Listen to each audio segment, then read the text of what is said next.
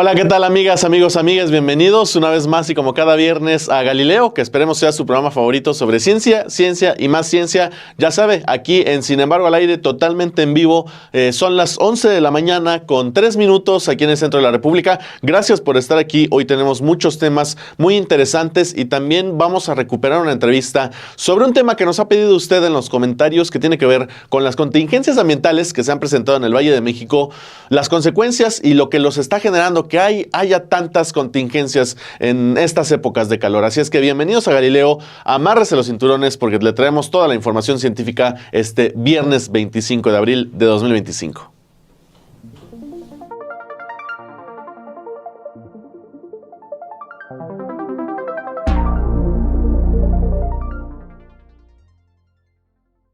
Bienvenidos a este programa sobre ciencia. Gracias por saludarnos, Tulio, Rodolfo, Ernesto, Teresita, Dr. Master of Puppets. Muchísimas gracias por estar aquí con nosotros en este programa sobre ciencia. Justamente hoy vamos a estar platicando.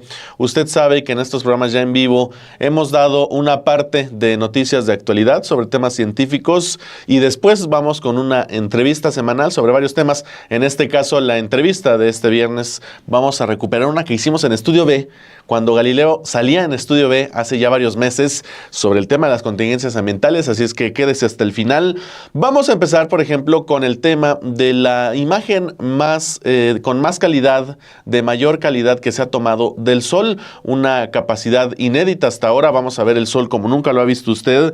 Y también vamos a estar hablando de un tema muy interesante, sobre todo para los que les gustan la parte de la historia de la antigua Roma y estas películas que se hicieron populares, sobre todo a finales de los años 90, principios de los 2000, que tenían como protagonistas a los gladiadores de la época romana, tanto en la capital del imperio como en otras zonas como lo que ahora conocemos como Reino Unido y otras partes de Europa, sobre todo países mediterráneos, ibéricos también. Bueno, hay información importante. Un estudio ha confirmado un viejo mito de los gladiadores que tiene que ver con sus peleas, con qué animales peleaban, porque una de las grandes dudas que todavía quedaban era si efectivamente, como marcan las leyendas, peleaban contra estos grandes y salvajes animales. Hay un estudio que ya confirma efectivamente que la fantasía es, en este caso, realidad.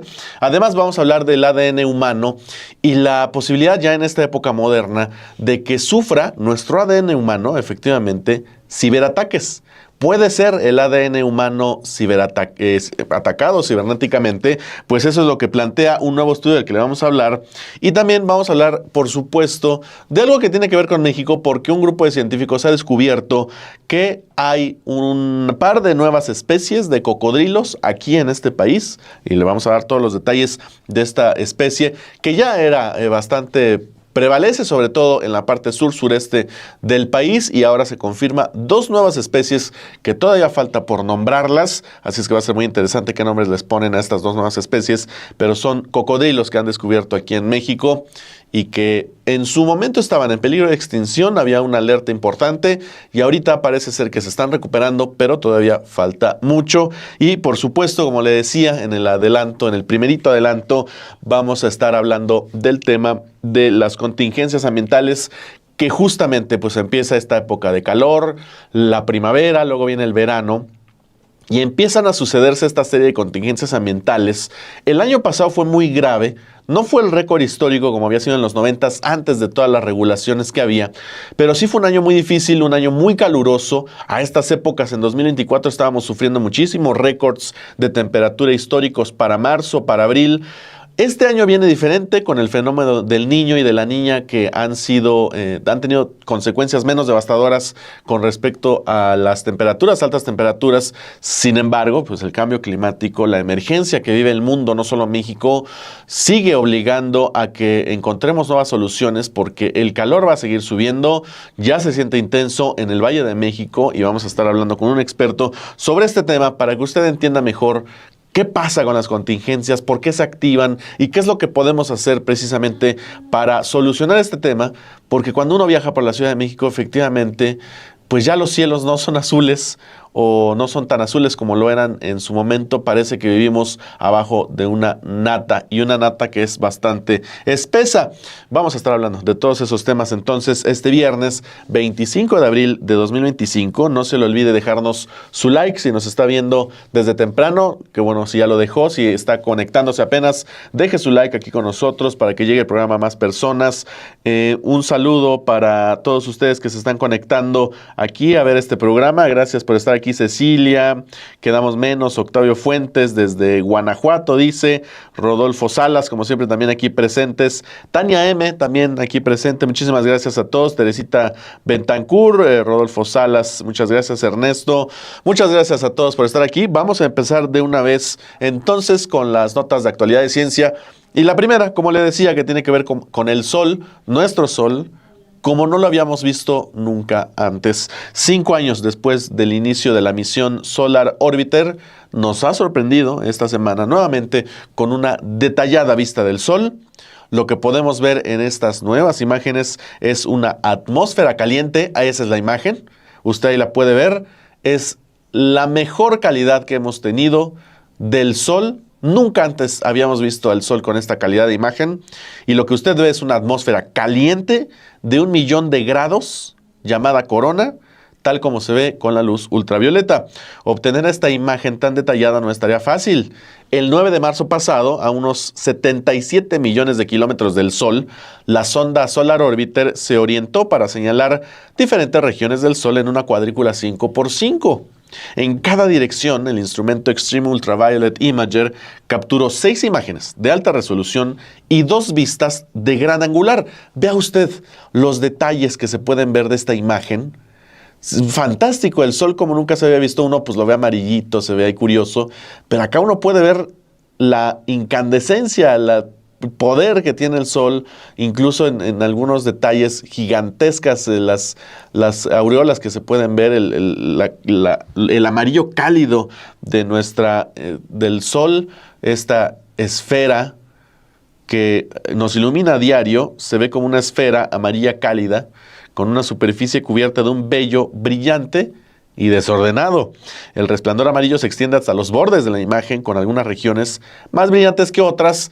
Algunas pues se ven más oscuras, ese rojo del fuego que conocemos, y numerosos arcos amarillos brillantes que sobresalen de una amplia franja alrededor del ecuador.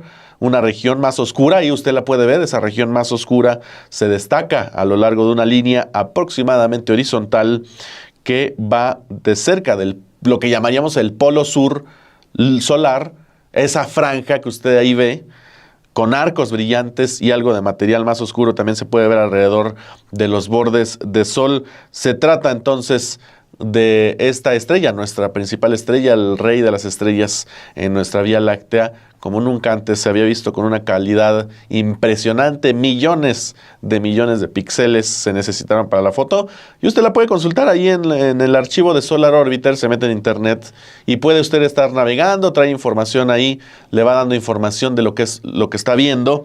Así es que ahí está ese primer tema que le queremos presentar, esta imagen pues impresionante del Sol visto como nunca antes.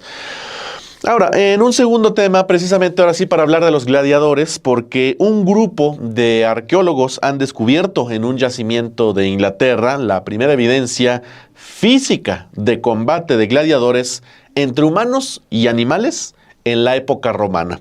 La investigación se publica en PLOS ONE, esta revista importante, y presenta evidencia esquelética convincente de una víctima humana atacada por un gran animal carnívoro, probablemente en el contexto pues, de un combate espectacular en la época romana. Fue realizada esta investigación, ahí usted puede ver las imágenes, pues las imágenes son representativas de estos grandes leones y tigres con los que peleaban los gladiadores para divertir al pueblo, donde surge la famosa frase pan y circo. Y esta investigación es realizada por un equipo internacional de arqueólogos y de osteólogos, dirigido por Tim Thompson, profesor de antropología en la Universidad de Maynooth, allá en Irlanda. Y si bien ha aparecido en imágenes de gladiadores mordidos por leones, en mosaicos y cerámicas antiguas, como usted puede ver, este estudio que publican ahora es la única evidencia esquelética convincente obtenida mediante experimentos forenses en todo el mundo de marcas, de mordeduras producidas por los dientes de un felino de gran tamaño, que podría ser un león. Es un esqueleto que está mordido precisamente por estos dientes de gran tamaño. Está la marca, queda la marca en los huesos. Ahí usted puede ver algunos de los detalles, y los hallazgos se centran en un único esqueleto descubierto en un cementerio de la época romana a las afueras de York, lo que hoy llamamos Reino Unido, un yacimiento que se cree que contiene restos de gladiadores. Vea usted las marcas. Los huesos del individuo presentan lesiones distintivas que, tras un examen minucioso y una comparación con especímenes zoológicos modernos, se identificaron, ahí están las marcas, como marcas de mordeduras de una gran especie de felino. Eso que está viendo son huesos humanos, probablemente gladiadores, atacados, mordidos literalmente por estos grandes, ahí está la marca, por estos grandes felinos. Las marcas de mordeduras en la pelvis del esqueleto representan la primera confirmación osteológica de la interacción humana con grandes carnívoros en un entorno de combate. Esta es espectacular, vea usted, pues le hace el hoyo directamente, le hace un hoyo con sus dientes el carnívoro ahí en la pelvis. Y es la primera confirmación, le decía, de la interacción humana con grandes carnívoros en un entorno de combate o entretenimiento en el mundo romano. El autor principal, profesor Thompson, destacó en un comunicado la importancia de este descubrimiento porque durante años la comprensión de los gladiadores romanos y los espectáculos con animales se han basado en gran medida en textos históricos o en imágenes como las que veíamos al principio, dibujos, representaciones, pues que no se sabía si eran más metafóricas o más literales. Al parecer, este descubrimiento proporciona ya la primera evidencia física directa de que tales eventos tuvieron lugar en este periodo, lo que refiere nuestra percepción de la cultura del entretenimiento romano en la región. Ahí está entonces la situación, pues sí, peleaban efectivamente entonces, o al menos esas son las primeras pruebas de que peleaban estos gladiadores romanos contra grandes animales. Imagínese usted, ha habido algunas películas modernas, recientes, Gladiador 2, donde se muestran estas imágenes. Algunos decían que eran exageradas. Parece que va quedando claro que efectivamente, pues sí peleaban contra estos animales para el entretenimiento del pueblo, y efectivamente un tema del que se habla mucho, pan y circo, ¿no? Ahí está entonces este segundo tema. Y para el tercer tema, precisamente un tema muy interesante que tiene que ver con la biología moderna, en un sentido en el que a veces lo relacionamos poco, porque las bases de datos genéticos de acceso público, el ADN, han saltado a la primera línea de las amenazas cibernéticas, según alertan investigadores especializados. Un revelador estudio publicado en EEE Access señala cómo la secuenciación de ADN de próxima generación, es decir, tecnología revolucionaria que permite analizar rápidamente vastas cantidades de material genético, presenta inquietantes puntos débiles, dicen los expertos, en toda su infraestructura, desde sus sofisticados instrumentos hasta el software especializado que procesa esta información vital. El riesgo se intensifica porque numerosos conjuntos de datos genéticos están disponibles en Internet, son libres de consulta, facilitando que los hackers accedan y utilicen indebidamente esta información para vigilancia, para manipulación o para experimentación maliciosa, poniendo en peligro tanto la privacidad individual como la seguridad nacional, dicen los expertos. La doctora Nasrin Anjum, de la Escuela de Informática de la Universidad de Portsmouth, líder de este estudio, dijo: nuestro trabajo es una llamada de atención. Proteger los datos genómicos no consiste solo en cifrarlos, sino en anticiparse a ataques que aún no existen. Necesitamos un cambio de paradigma en forma de asegurar el futuro de la medicina de precisión. Entre las debilidades, los investigadores identificaron que los biochips utilizados con secuenciadores de ADN son susceptibles a ataques de malware, incluyendo troyanos, estos virus famosos, que pueden hacerse pasar por software legítimo. Un microchip infectado podría infiltrar datos sensibles o incluso manipular información genética, introduciendo inexactitudes críticas para diagnósticos médicos e investigación. Es decir, podría generar información falsa que, pues como es de consulta libre, muchos expertos, muchos médicos, muchos investigadores utilizan y podrían llegar a conclusiones equivocadas precisamente por esta alteración. Otro riesgo señalado es que los atacantes podrían analizar regiones de ADN simplificadas, donde se han creado múltiples copias para su investigación, y a pesar de su importancia, la ciberbioseguridad sigue siendo una de las disciplinas de investigación más descuidadas y poco comprendidas, y está dejando una brecha crítica en la bioseguridad global. Es la conclusión de este estudio. Para asegurarnos de que nuestra información de ADN permanezca segura y se utilice para el bien, para investigación, para avances médicos, para todos estos temas, están instando a más investigación en estos temas y colaboración para encontrar la forma de mantener más segura esta poderosa tecnología, según piden los investigadores. Además, recomiendan soluciones prácticas como protocolos de secuenciación seguros, almacenamiento cifrado y sistemas de detección de anomalías impulsadas por inteligencia artificial para crear una base de ciberseguridad más sólida. Al fin y al cabo, lo más importante pues es que los datos sean reales y estén seguros, para que los científicos puedan usarlos y efectivamente lleguen a conclusiones que ayuden a todos. Ese es el tercer tema del que queríamos hablar, pues que suena raro, ¿no? Que nuestro ADN pueda ser atacado de forma cibernética, pues está pasando y está pasando en tiempo real, y es una situación que les preocupa a los investigadores, porque después no vamos a saber qué información disponible es real o está manipulada por gente que solo busca hacer daño. Así cerramos este tercer tema y vamos con el último tema de las noticias de actualidad aquí en Galileo. Con el tema que le adelantaba, 2 especies de cocodrilos, previamente desconocidas por supuesto, han sido descubiertas en México. Una en la isla de Cozumel y la otra en el atolón de Banco Chinchorro, ambas en la península de Yucatán.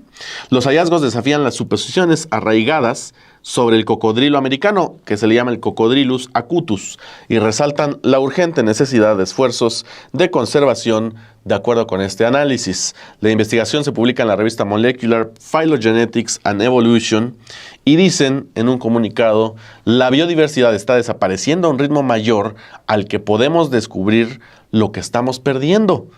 Es decir, hay ahora mismo especies que están por descubrirse, no solo del cocodrilo, que usted ve ahí en las imágenes, sino de otros animales, y que posiblemente ni siquiera lleguemos a descubrirlos porque se extinguen antes. En este caso, la mayoría de las especies de cocodrilos ya están en peligro de extinción, y el rápido desarrollo de las costas, pues usted sabe, los desarrollos inmobiliarios en toda esta zona tan turística de México, pues amenaza a todas estas poblaciones. Esta investigación tuvo como objetivo descubrir la verdadera diversidad de cocodrilos en estas islas aisladas. Larson, el principal investigador, y su equipo analizaron las secuencias genéticas de las poblaciones de cocodrilos de Cozumel y Banco Chinchorro. Al comparar estas secuencias con la de los cocodrilos del Caribe, de Centroamérica y en las costas del Pacífico mexicano, encontraron niveles, dicen, sorprendentes de diferenciación genética, lo que llevó a los investigadores a concluir que estas poblaciones no eran simples variantes del Cocodrilus acutus, el americano. Las 2 nuevas especies todavía no son identificadas, todavía no son nombradas. Va a ser interesante en las próximas semanas y meses qué es lo que resulta, pero son ya conclusiones inesperadas, dicen los expertos que participaron en este estudio. Asumen que el Cocodrilus acutus era una sola especie que se extendía desde Baja California hasta Venezuela por todo el Caribe. Este estudio, dicen, es el primero en explorar la variación genómica de forma exhaustiva de estos animales. Este descubrimiento tiene además importantes implicaciones para la conservación. Las especies recién identificadas viven en poblaciones pequeñas y aisladas, cada una, dicen, con menos de 1000 individuos reproductores. Si bien ambas poblaciones de estas especies descubiertas parecen estables, su número limitado y las restricciones del hábitat en el que viven las hacen vulnerables. La rápida pérdida de biodiversidad solo puede frenarse si sabemos qué especies están en mayor riesgo. Ahora dicen los expertos que reconocemos a estos cocodrilos como especies distintas, es crucial protegerlos para evitar su desaparición. Una de las claves, y se oye difícil, pero hay que insistir en ello, es limitar el desarrollo urbanístico e implementar estrategias de conservación rigurosas en Cozumel, en Banco Chinchorro, que van a ser claves para asegurar su supervivencia. pues lo sabemos, Cozumel es una de las principales puntos turísticos del país. Es difícil frenar la situación inmobiliaria, es difícil frenar también esta parte tan importante para México que es el turismo, pero hay que insistir con las autoridades, con los expertos, con los responsables, con la iniciativa privada, para que, por un lado, se pueda hacer todo eso, pero sin afectar o sin provocar más pérdidas de la biodiversidad, de la fauna y de la flora que pertenece a este lugar y que es muy rico tanto en flora como en fauna. Ahí está entonces esta información, 2 nuevas especies de cocodrilo en México. Veremos cómo las llaman, a ver si les ponen ahí un nombre, algún nombre interesante. Le vamos a estar dando la información cuando se confirme, cuando se realice todo este proceso, que todavía va a tardar semanas o meses, ¿eh? Así es que estaremos atentos. Y así cerramos esta edición de las notas de actualidad de este viernes 25 de abril de 2025 aquí en Galileo. Saludamos a los que están con nosotros. Muchas gracias. Dice Dr. Master of Puppets, el cocodrilo es prácticamente igual que sus antepasados prehistóricos. Sí, efectivamente, es una reliquia que mantiene la biología frente a nosotros, como pueden ser las gallinas, ¿no? Que dicen que son lo más parecido a los dinosaurios de su estilo. Pues sí, los cocodrilos tienen mucho tiempo y se han mantenido bastante parecidos. Hay que cuidarlos. Saludo para todos, para Tiguerón también, para los que nos acompañan, Guadalupe también, muchísimas gracias por estar aquí, para escuchar estos temas que tienen que ver con ciencia. Y efectivamente, ahora vamos a pasar con el tema de la entrevista hoy en Galileo este viernes. Iremos atrás en el tiempo para recuperar una entrevista que ya hicimos en este programa, como le decía, pero que queremos que usted vuelva a ver, que se interese por este tema.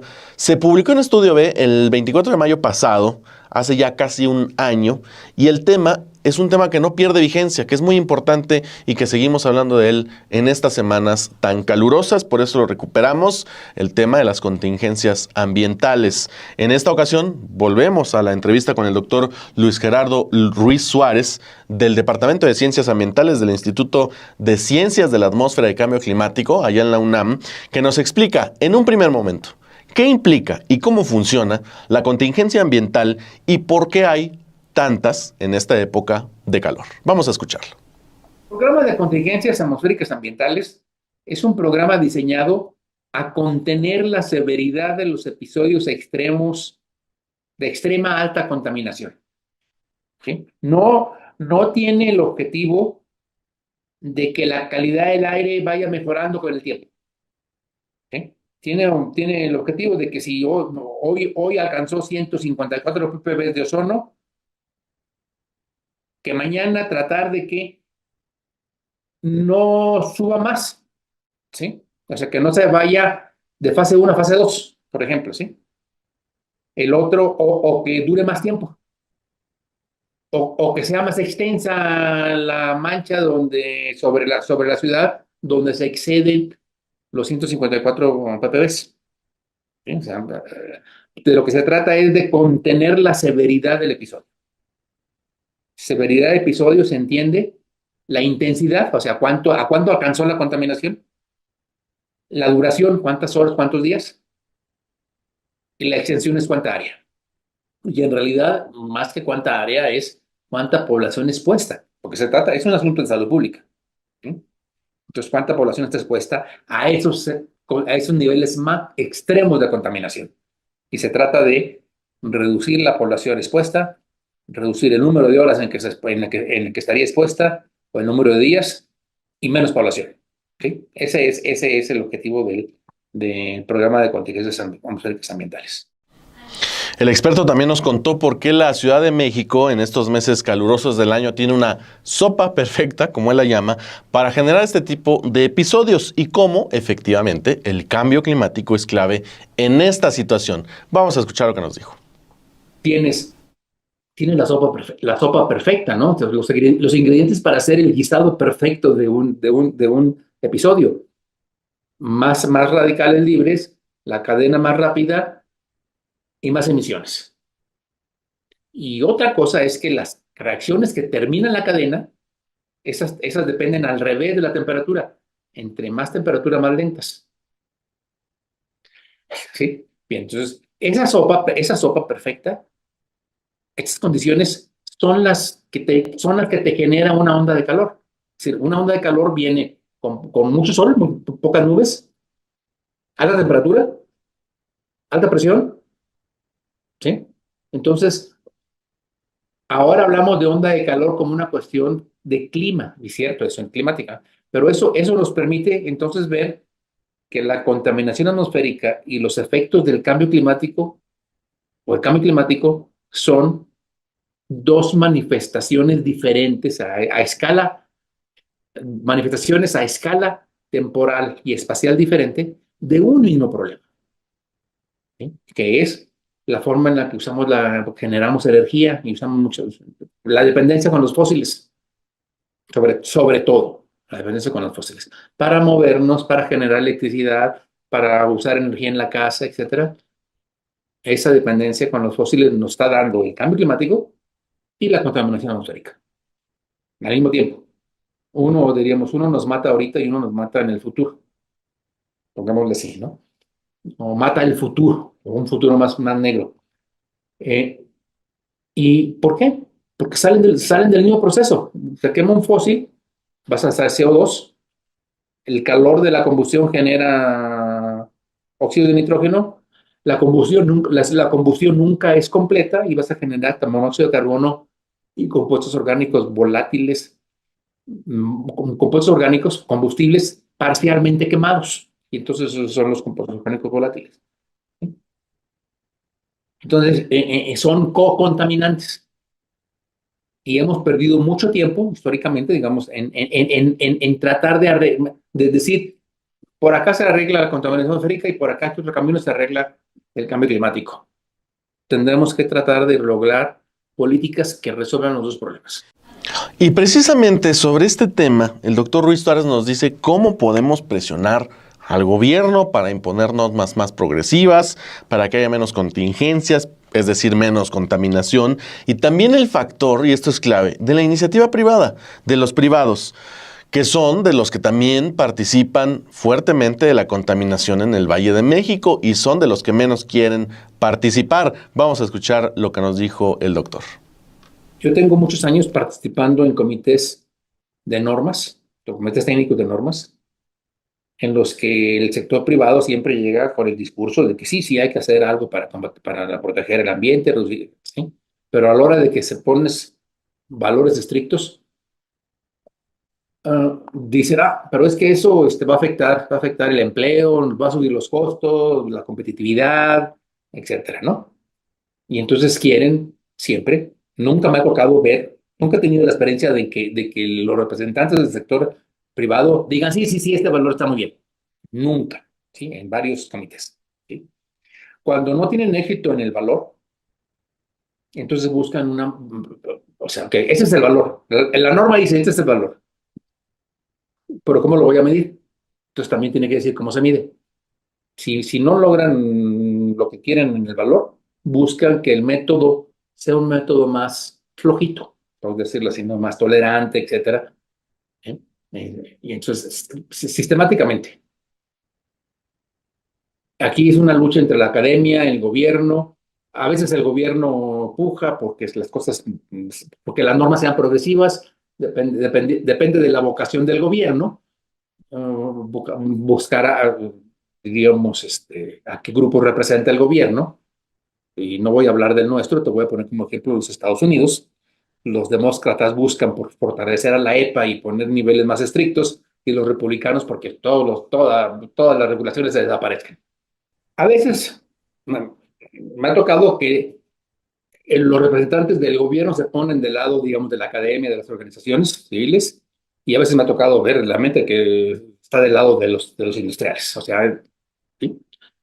¿Cómo funciona esto? Bueno, el problema de la protección del ambiente tiene que estar en la agenda de toda la población para lograr que el gobierno siempre esté buscando atender esa demanda pública o política de la población, ¿sí? Si nosotros, los ciudadanos, ponemos presión, los gobiernos van a empujar más hacia normas progresivas. Si nosotros nos desentendemos del problema en la academia y las ONGs, que no le ponemos atención al problema, entonces las cosas van a seguir como están.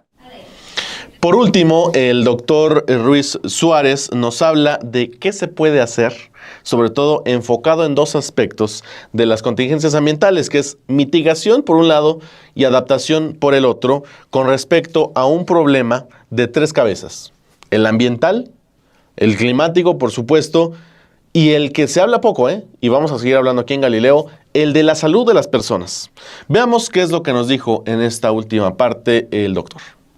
Tenemos eh, dos cosas que hacer. Por un lado, tenemos que combatir el problema, o sea, lo que se llama mitigar, y por otro lado, lo tenemos que adaptar. Y en esas dos formas, dos líneas de acción, hay unas acciones colectivas como grupo social o como sociedad y las individuales.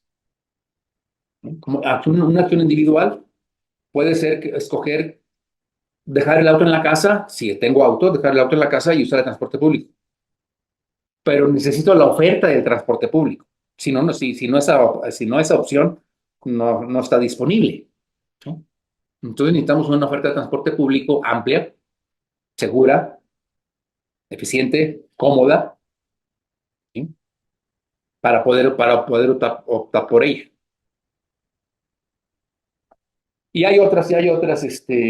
Otras opciones, otras medidas, no sé, pero siempre se necesita una acción por parte del Estado para poner esa oferta de transporte o para una oferta de vivienda.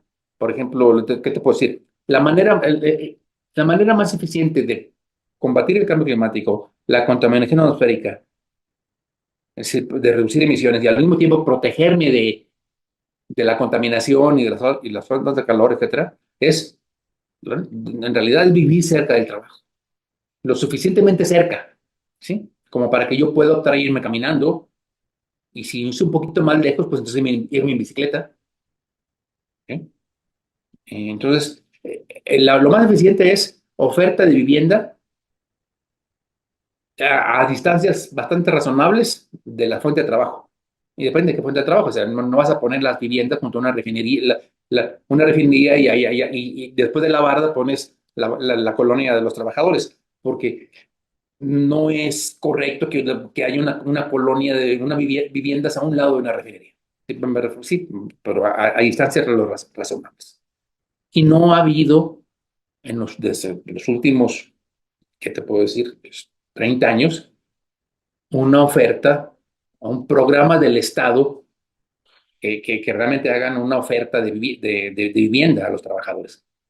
El Infonavit, el Foviste, han jugado con las reglas del mercado, ¿sí? Y sabemos que mucha gente compró vivienda de interés social con el Infonavit y con el Foviste a distancias enormes de donde trabajan, porque no había otra opción, era lo que les ofrecía el mercado. Pero ¿cuál es la consecuencia de una ciudad así? Que luego después no puedes llevarles servicios eficientemente. Con colonias poco densas, no hay mercado para una línea de metro y tal vez ni siquiera para una metrobús. Entonces, la solución ahí son las combis, los microbuses. Entonces, yo puedo escoger vivir cerca del trabajo si tengo oferta de vivienda accesible a mi ingreso. Entonces, aquí hay una falla terrible de parte del Estado en los últimos 30 años. El problema de la contaminación atmosférica y cambio climático ya es un problema de todo el mundo, ¿sí? Y tienen sus contaminación y tienen el calentamiento en todos lados, ¿sí? Unos con mayor grado que otros, ¿no? Entonces, no solo la Ciudad de México, aquí en la megalópolis, en el centro de México, pues también están las ciudades de lo que llamamos la corona regional, de ciudades del centro de México, o en todo el país, Monterrey, Guadalajara, Tijuana, etcétera, todos tienen ese problema y tenemos que dar soluciones a nivel nacional, por ejemplo, como una solución a nivel nacional, o una una norma de carácter nacional. La eficiencia de los vehículos, que cada vez te den más kilometraje por litro para generar menos gases de efecto invernadero y menos contaminación. Esa es una norma de aplicación nacional. ¿Okay? Aquí en la Ciudad de México, una norma de carácter local es el programa de verificación obligatoria. ¿Okay? Entonces, si la federación cumple su parte, entonces va a haber normas de eficiencia energética y de emisiones máximas cada vez más estrictas, que las deben cumplir las armadoras, ¿sí? Las que nos venden los autos, o también los híbridos, etcétera, eléctricos, lo que quieras. ¿Sí? Otra cuestión a nivel nacional es el impulso de las energías renovables, etcétera, ¿no? Una norma de carácter local es como el programa de contingencias y como el programa de verificación obligatoria. Y el hoy no circula. Y esas son las que tomamos como el Estado, a los diferentes niveles del Estado.